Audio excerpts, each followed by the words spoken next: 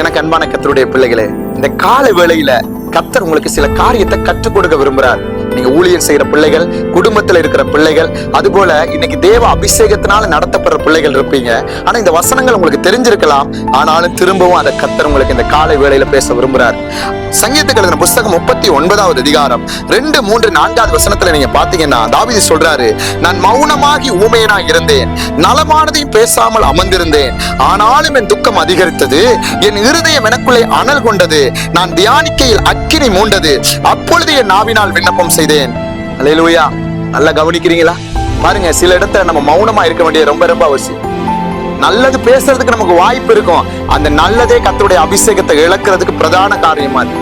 அதால யாரு என்ன பேசினாலும், குறை பேசினா அந்த இடத்துல உட்காராதீங்க. சங்கீதம் 1க்கு வந்துருங்க. ஒண்ணு நினைங்க, துன்மார்க்கருடைய ஆலோசனை அந்த செக்ஷனுக்கு போயிடாதீங்க.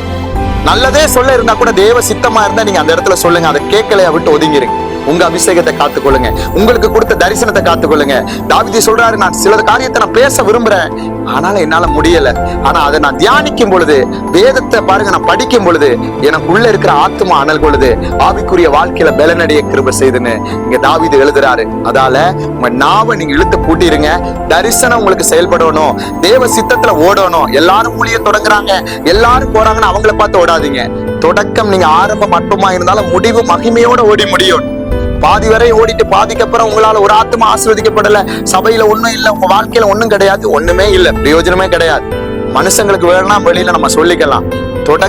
அவர் எப்படி தொடக்கினாரோ கடைசி வரையும் அவருடைய சித்தத்தோட ஓடணும். ராஜாவை ஆயத்தப்படுத்துறாரு சவுல, ஆனா பாதியில 7 நாள் காத்திருக்க முடியல.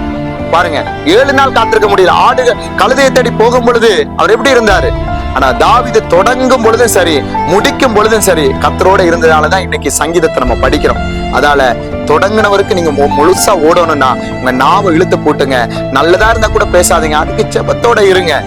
அதுபோல அப்படிப்பட்டவங்களை இருக்கிற இடத்தை விட்டு நீங்க விளத்திடுங்க. உங்க அபிஷேகத்தை காத்துக்கொள்ளுங்க, உங்க தரிசனத்தை காத்துக்கொள்ளுங்க. நீ தனிமையானவள் அல்ல, கர்த்தரோட இருந்து நீ உறவாடு, நல்ல ஆவியில பலப்படு. பிசாசுல உன்னை பார்த்தா ஓடணும்.